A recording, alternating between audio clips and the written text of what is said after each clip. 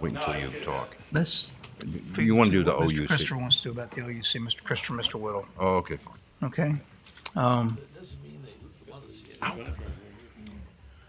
The meeting's been called back to order. Mr. Christopher,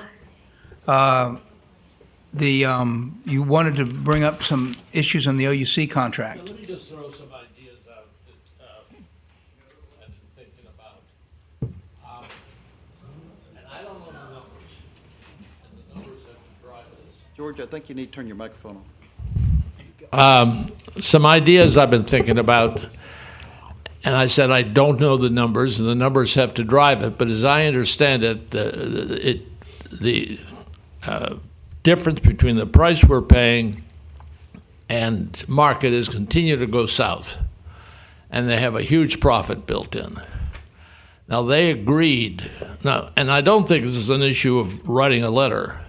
This is an issue of some very skillful negotiation. And I'm thinking that this is almost should be number 2 item for the mayor and Jim when they meet with FMPA. Number 1 being the FPL sale. Number 2, trying to enlist FMPA on this OUC issue. Now, OUC agreed to terminate for $20 million, and they probably figured it was going to occur this year. So one way to start would be to say terminate this year for $20 million, and we'll catch up with the sale when it happens. We have to, if the sale occurs, we have to pay them 20. If it's worth it, pay them the 20 now. Secondly, and that's a question of number. Secondly, the 20, as far as I know, was pulled out of the air. I don't understand there was any accounting for it. They're not entitled to 20. They're entitled for their costs. It would be good to get a consultant that could tell us what their hard costs are. They're not entitled to lost profit. They're not entitled to well, they're not entitled to lost profit. They're not entitled to indirect damages. All they're entitled to is the cost that they've put in to service our contract. I don't know if it's $20 million. That's the number they asked for. That's the maximum they can ask for. I believe actually, and I'm not an expert in this contract, but I believe that the $20 million is a floor on their damages. That's not true. It's a ceiling. Okay, I thought this. It's a ceiling. It's the max. Well, there are 2 ceilings. One is 20 and one is 50, depending on the circumstances. But in either event, all they're entitled to is their actual damages. And this is, everybody attacks this damage clause as being very bad. It's a good one. It throws out lost profits. There's where it is. And they're not entitled to ask for it.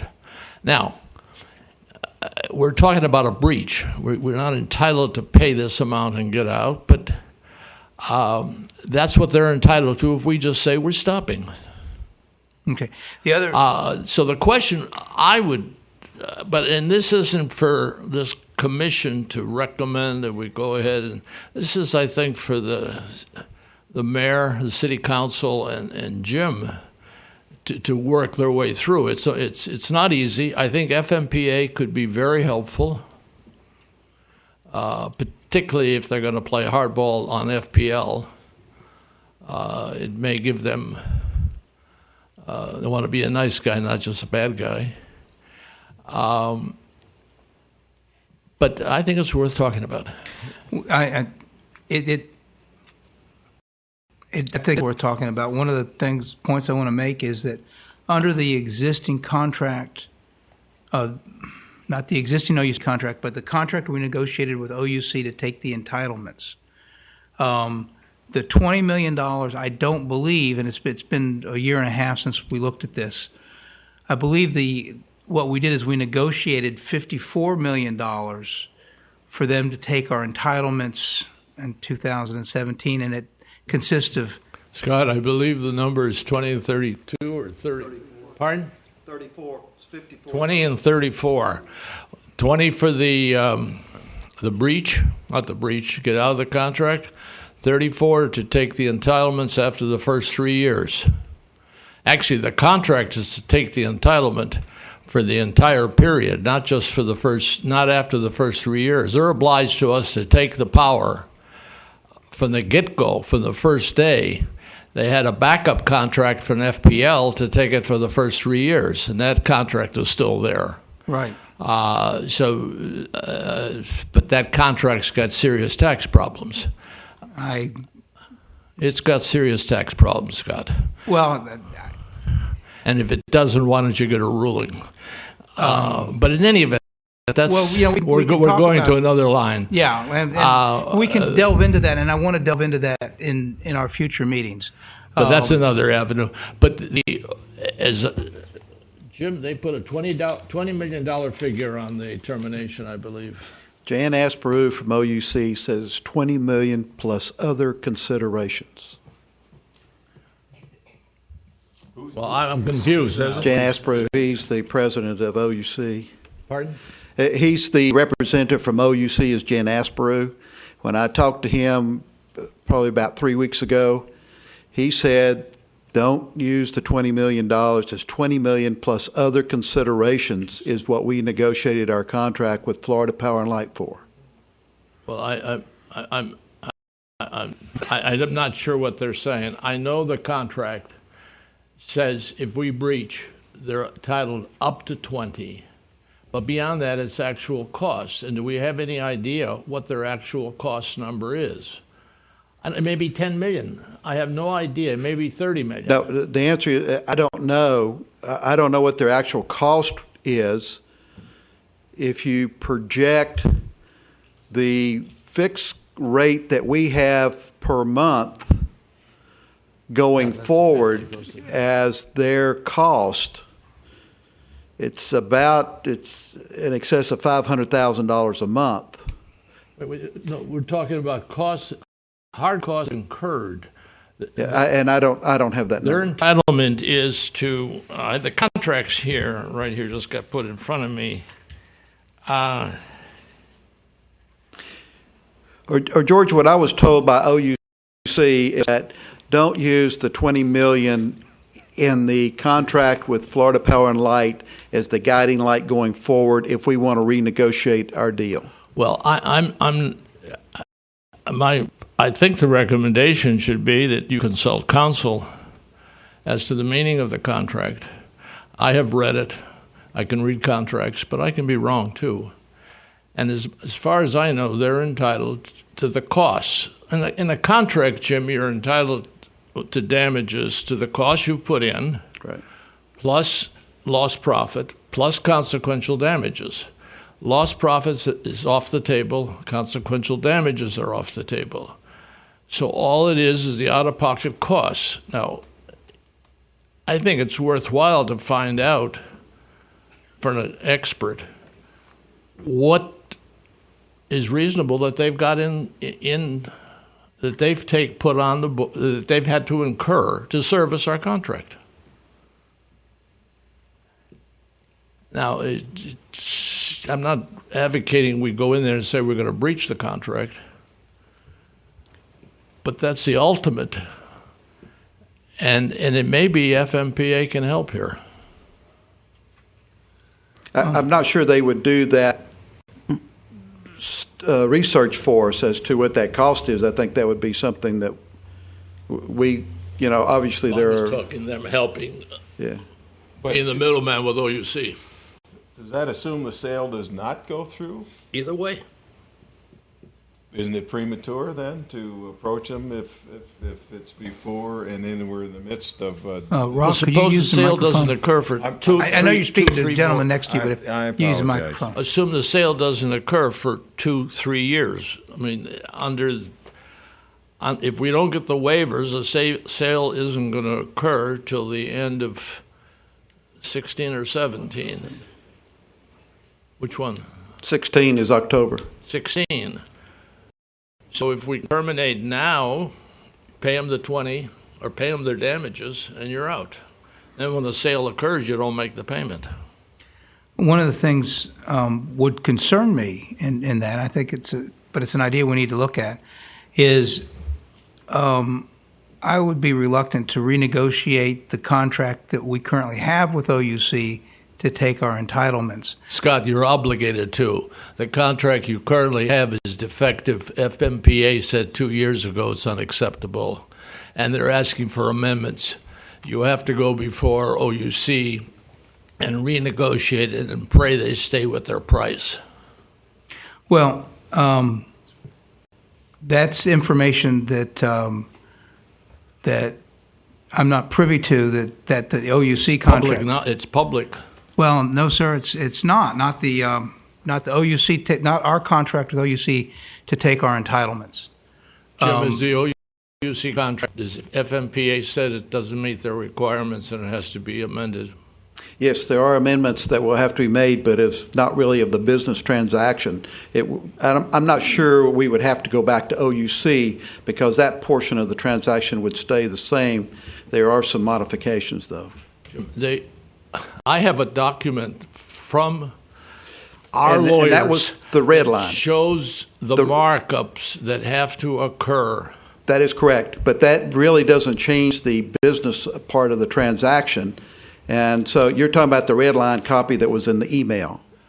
I'm talking about the fact that OC's contract with us per FMPA has to be changed in material ways.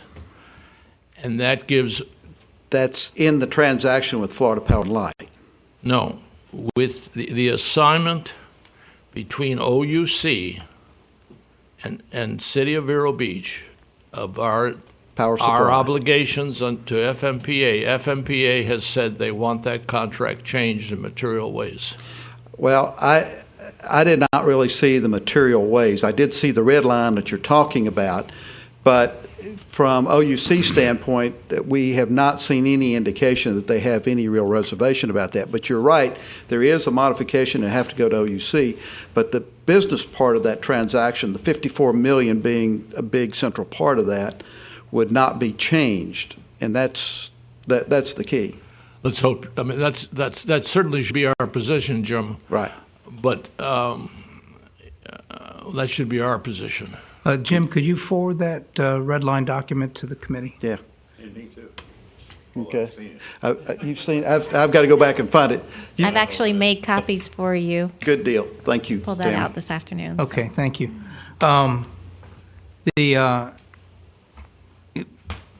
I just want to be careful as we move forward. I think we're at a delicate place, and I don't want to upset the OUC apple cart. We have a contract with OUC.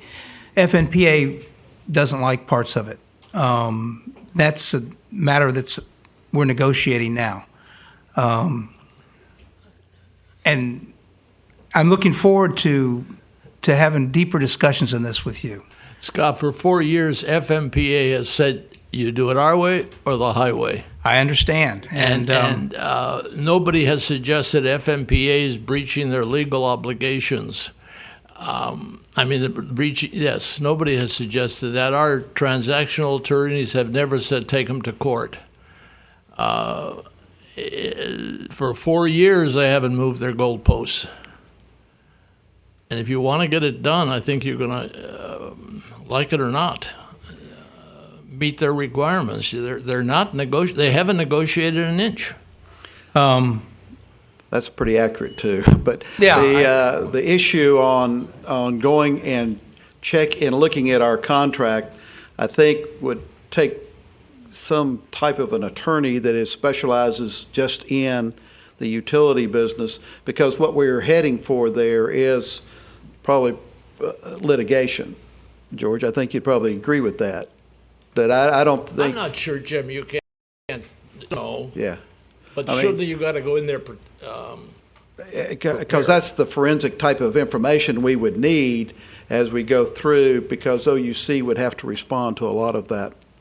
Mr. Christopher, would you mind sharing the section of the OUC contract, the original OUC contract you're referring to? Just hand it to me. That would save me some time. There's two penalties there's two maxes, 20 and 50, but where's the damage one? It's on page 12, Scott. It said that now it's blah, blah, blah. Claims shall not exceed the following. And you have the two, 20 and 50. That's 8.3 DFF, page 12. Well, it's got to be back here, remedies.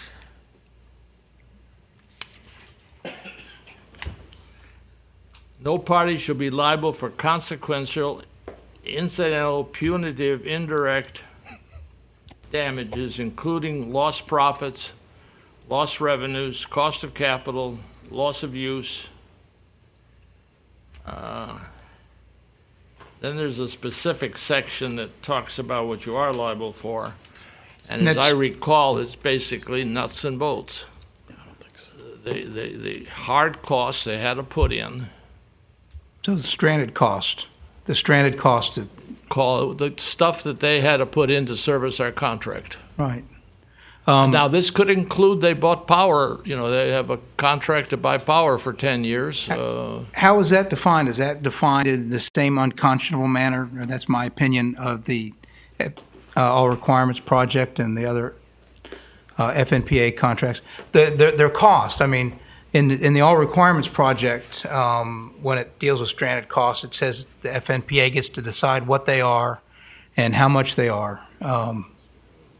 This is what lawsuits are made out of. But, well, I realize that. I realize that. And that's why for 4 years I've said the city needs to have a stiff backbone and FNPA needs to realize that we're willing to go to court if they're not reasonable. I would hope with OUC, you could, if you were able, I would hope you'd be able to, you don't go in with the idea you're going to court. No, sir, but you don't go in with the idea on the other that hand, you're never going to go to court if we have either. experts that say the damages are about $10 million, I'll negotiate from there. Yeah. If they're asking 20. And perhaps Scott, this isn't where the negotiation occurs. You need a very good lawyer, Jim, and they do what they can. Yeah. Could I ask my colleague a question? Certainly. Use the microphone, though, please. Yeah, I will. Are we on the same commission? No, we're not. Yes, you are. You are. Oh, yeah, my colleague then works.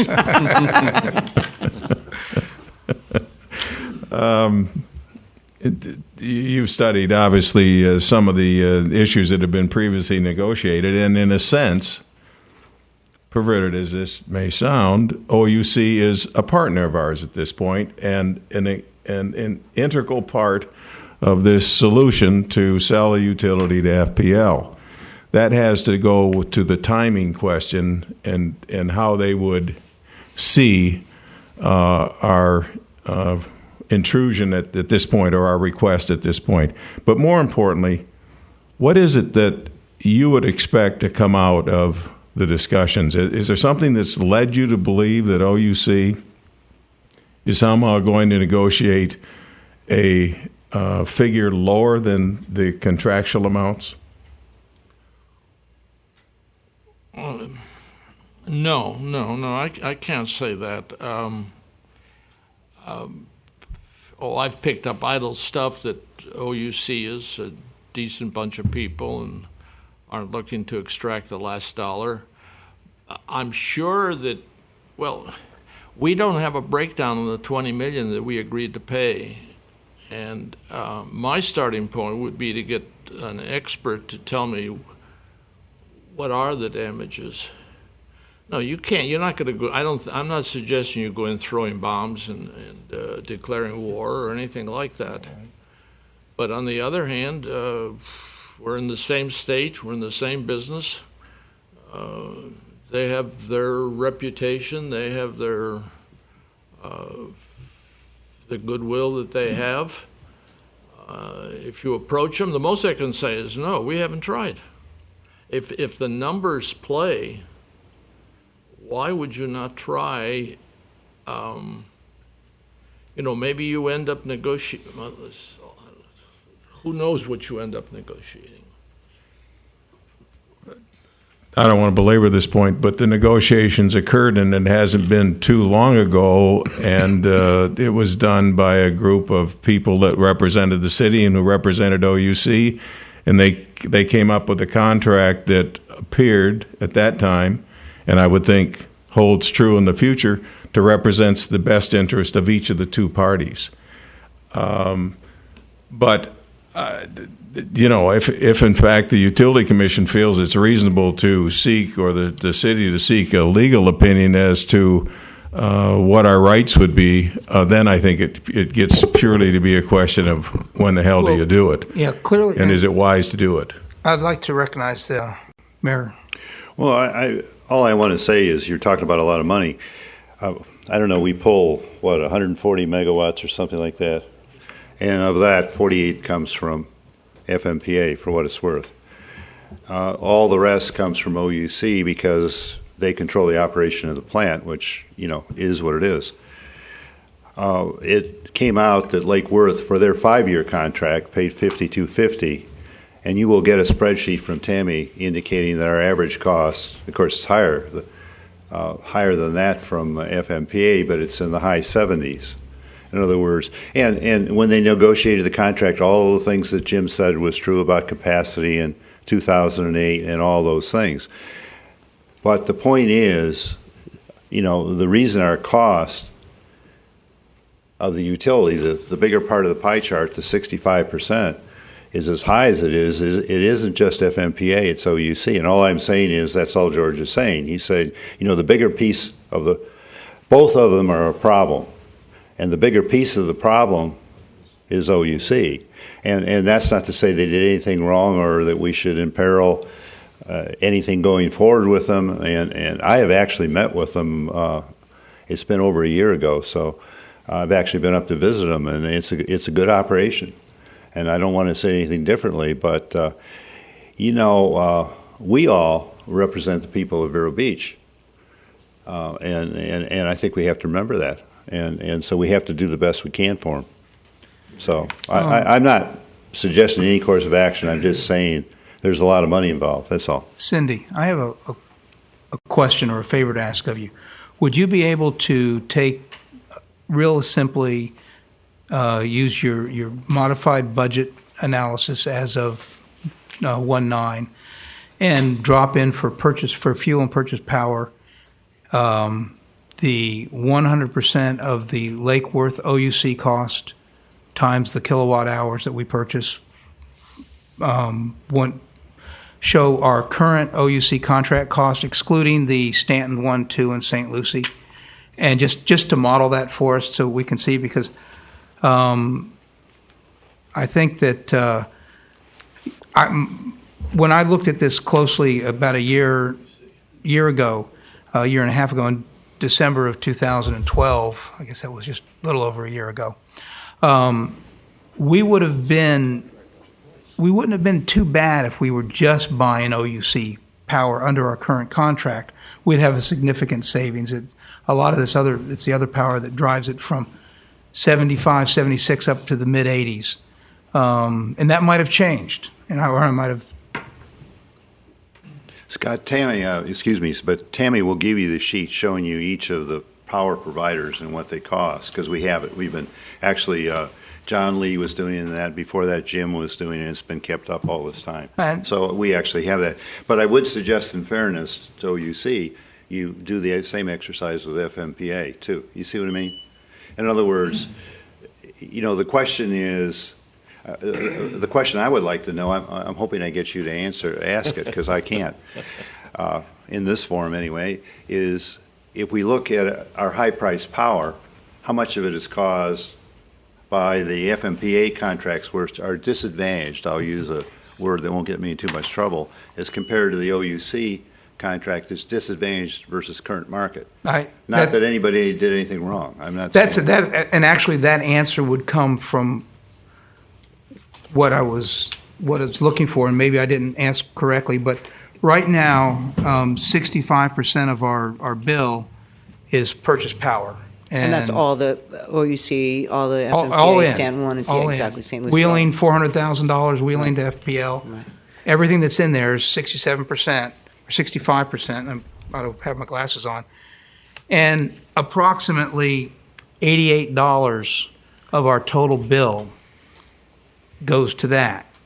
So what I was asking for is taking the schedule that she prepared on 1/9 and putting in purchase power cost at the 55-ish, 5250. Not that we could buy it for that. No, not the, but I just want to see, just as an exercise, see it, 5250 times kilowatt hours plus wheeling equals a power cost of what and how that would work into, and we could use my model here, which converts to a kilowatt hour.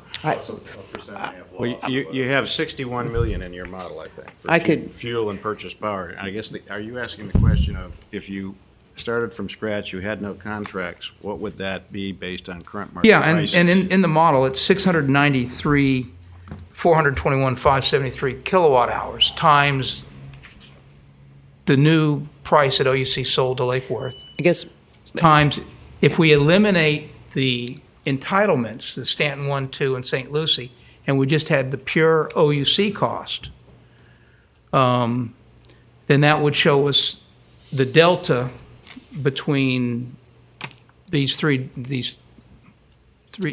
one, what OUC is selling for today, two, what we're buying. If we could buy all our power from OUC and get rid of, magically make Stanton 1, 2, and St. Lucie go away. And St. Lucie is probably now our cheapest power. A year and a half ago, in December 2012, it was actually a little more expensive. But if these things could go away, what would we be paying under our current OUC contract? We bought all the power, and I think we're paying 76, 78, 79 right now. 79 for all of it in round terms. Okay. So the answer is yes. The model that Vice Mayor Kramer was referring to that I use for the rates efficiency is built from the bottom up with the power costs from all the suppliers, and that has an underlying amount we're purchasing from them. So yes, to model that's easy. So let me make sure I understand the parameters. You would like to model replacing all of those purchase power contracts with solely OUC at 5250. Is that the bottom line? And then see what it would do to the rates. See what it would do to the rates, and doing OUC at our OUC contract price. It's going to be Again, replacing FMPA with all OUC purchase power at the current price and at the 5250 right. price. Magically, we get rid of these contracts, and so we can see what part of our $130 is driven by doing simple subtraction. Then we can see what part of our $130 is driven by these entitlements, and what part and where we might be able to end up if we renegotiated.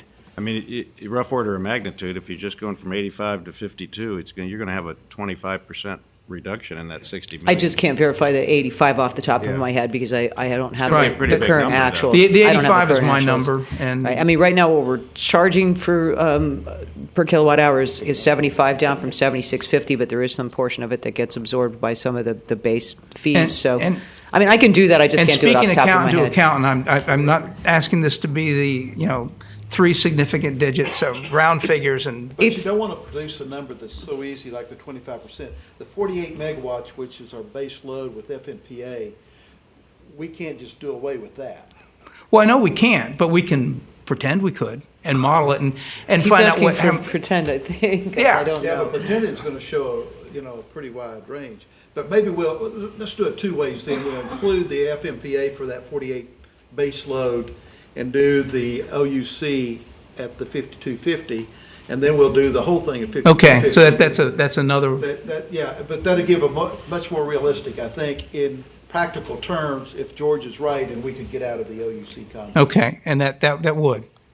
Thank you, Jim. So I've got 3 versions: the FMPA as it sits with OUC at 5250, and then nothing but OUC at 5250, and nothing but OUC at our current OUC contract. Right, and then. And just to make it easier, use the, I don't think things have changed materially from January 9th. My model never changes. All that changes in it is the actuals get placed in each month, but the model as it builds toward that summary sheet doesn't change. I mean, it's just underlying calculations. So I just go change the rate and then it'll roll through. And your model's coming out to be within 0.5% per month. So. Of total revenues, yeah. Yeah. So that's fine. So yeah, I mean, that's with some assistance from Jim and Tom, that's relatively easy to do those three things. Okay. Now that I understand what they are. Somewhere in those answers would be, where could you get to if you didn't have existing contracts and you were going to market or going to bid, so to speak? Right, and at some point, we're buying our way out of these entitlement contracts. And one of the things I've asked Tammy to do is to just send everyone the appraisal. Most of you probably have it, the appraisal that we had done on the entitlement contract. Councilman Turner referenced it last night, but just so that would make sure everybody had that. Turns out that actually the $54 million that we're paying to OUC to take them and get out of the OUC contract and take the entitlements plus the 30 is close to the high number, which is a negative number, smaller negative number. And if you go to the 52 million that,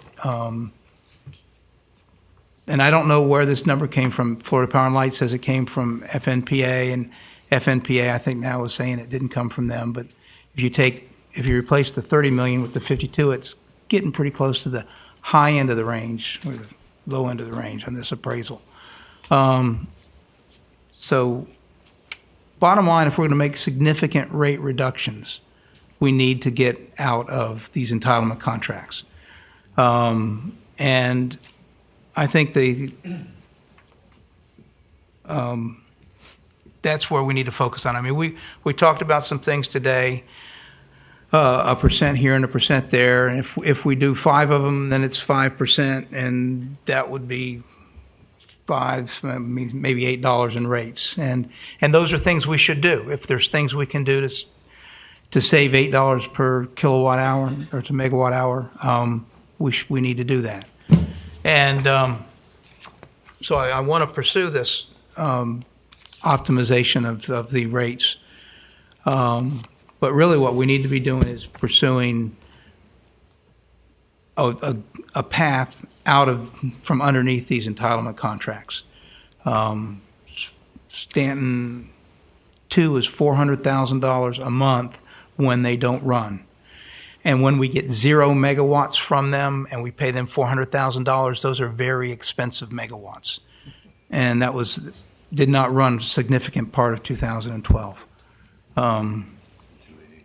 So I would like to make a motion. It's almost 6 o'clock. I'd like to make a motion from the Utility Commission that we continue to pursue a path to come out from underneath these entitlement contracts, and that the best path, as part of this motion, the best path that we can see at this point in time is a sale to Florida Power and Light. So I'm making that motion. I'll second it. Discussion? Yes, discussion.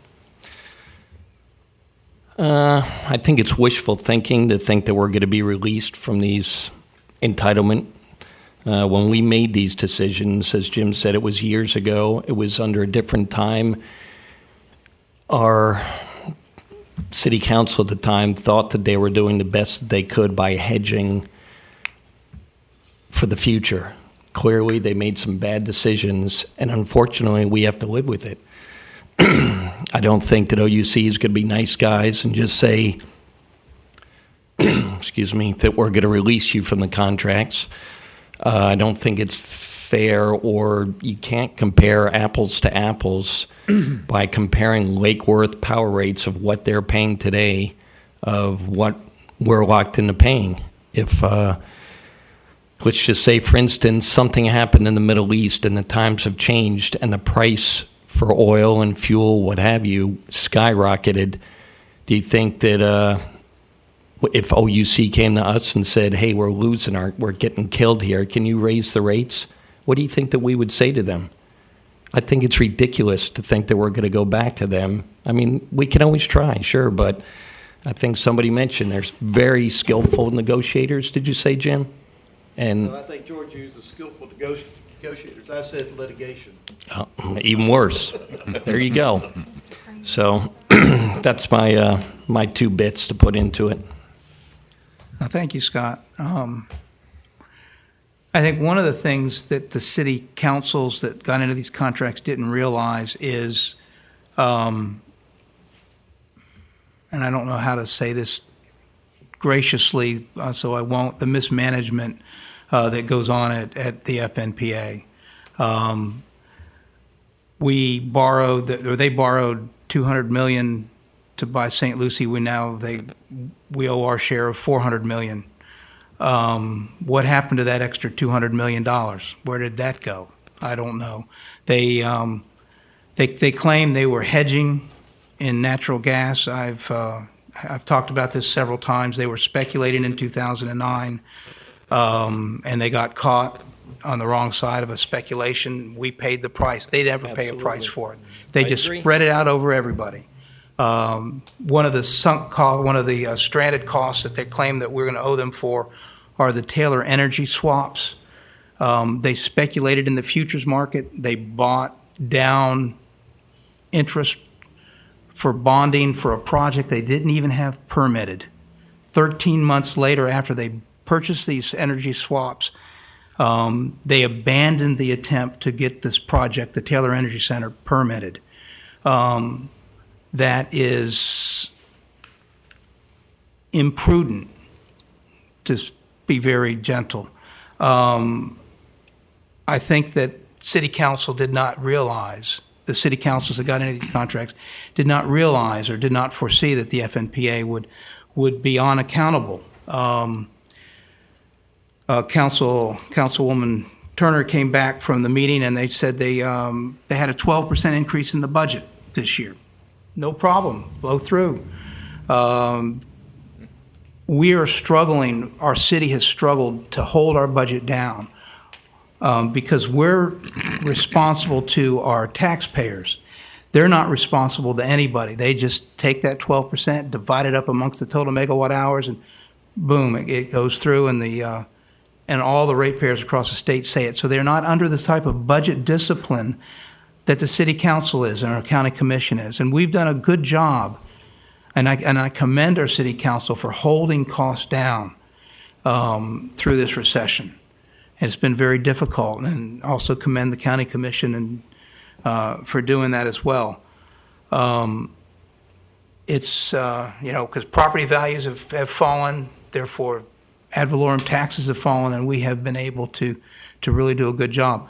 But the FNPA doesn't have this sort of cost discipline. They don't have this discipline. Most of the people there that are on the board are utility directors or city managers. They're not elected officials. We're one of the few cities that sends an elected official to the board there. And that changes the character of how this organization is run. And I think that it is, I think it's very unfortunate, not only for the city of Vero Beach, but for all 600,000 ratepayers across the state of the FNPA. So I think it's imperative that we get away from them. And so that's, I guess, my discussion on my motion. Mr. Chairman, can I ask a question? And I'm not a lawyer, and I know people out here are. But looking at the whole magnitude of the deal, the question is that who owns it? FNPA. Who are the damaged party? Is there a class action lawsuit potential here? And the question is it like if the FNPA represents 20 cities and thereby 600,000 people or something like that, is there a potential for a RICO Act under federal law, or is there a potential for class action suit representing all of the population that's being serviced by FNPA on the basis of malfeasances, on the basis of subterfuge? I mean, there are a host of things going on in the balance sheet and the operating statement that would look like close to criminal activities. Now, you can argue it's malfeasance, it's negligence, whatever the heck it is. The question I'm asking you lawyers, is there a potential for a class action suit or a RICO Act? Who owns this thing that it is unresponsible? There's got to be a broader brush approach to this. Now, maybe Jim can answer it. Glenn, I'm not a lawyer, but I play one on TV. I will tell you that we are FMPA. I know. And we would have to sue ourselves because the decisions, and FMPA has been very diligent in formulating their contracts, their bond issues. I mean, they've taken their bond issues to the Supreme Court and got them validated. They have documents that every city passed a resolution through the elected bodies before they took any of these actions. And so there's nobody, it's like a co-op is what we are. So we're the negligent one to sign the contract. Yes, sir. Everybody that sits on that board, which are the cities that are FMPA, that is, FMPA is us. Yeah, but FMPA is not the citizen body. The citizen body is the ones that suffer the cost. And okay, we've got negligence on our side. You're saying we're FM. We signed the contracts. And I presume we signed them under free will and all that. You're talking about different things. You're talking about the management. I'm talking about the management of FMPA being guilty of mismanagement, being guilty of embezzlement, being George, I don't know. I mean, I'm just asking the question. That's very easy to bring actions. The management is governed by a board of directors. That board of directors can change them. Can throw them out. The board of directors has liability. I think too. There's been accusations I've been hearing the last couple of meetings. Their debt went up so high. I suspect Apple's debt went up significantly in that same period. For the same, I have yet to see anything to substantiate wrongdoing. But if there is wrongdoing, clearly, the board of directors of FMPA can throw out management, bring in new management, put the old management in jail. I think, first of all, I want to say something.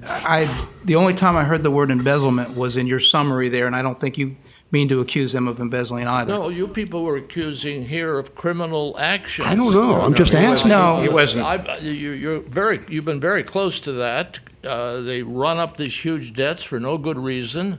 Well, I said I don't know the reason. It took $200 million to buy They gambled on contracts. They speculated on contracts. They are an authority. That's clear.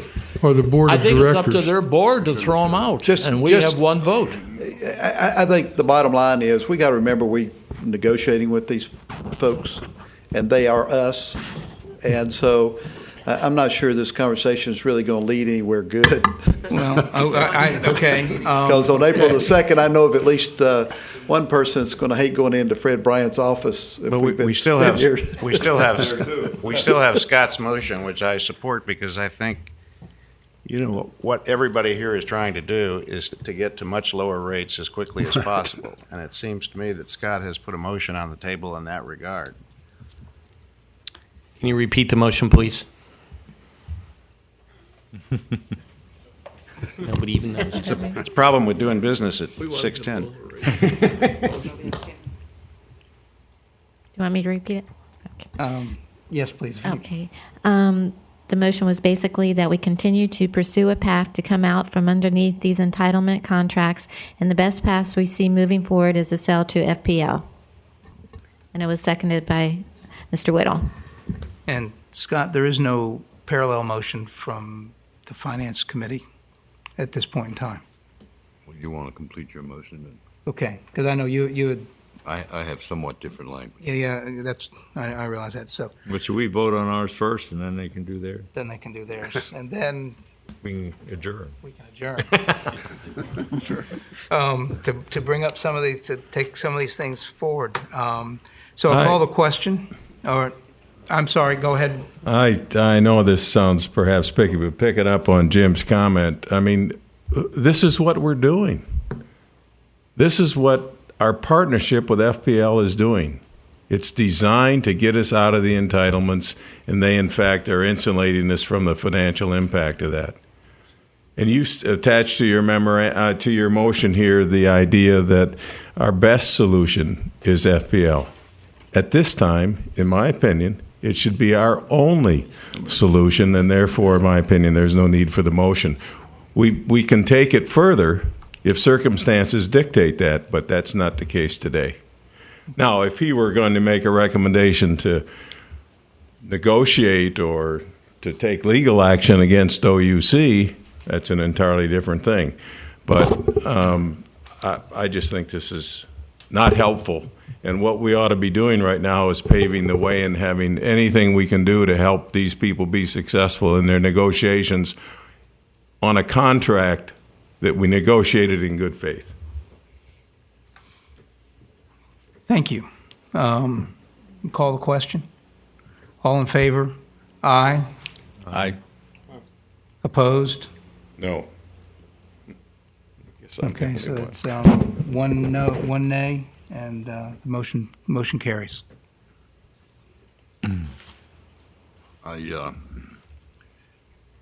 My motion would be for the Finance Commission, that the Finance Commission has and does support the sale of the electric enterprise. We concur that all issues should be resolved among the parties as swiftly as possible to the mutual benefit of our city taxpayers, customers, and the finances of our city. As this transaction goes forward, the Finance Commission will certainly review and comment on the terms. Second.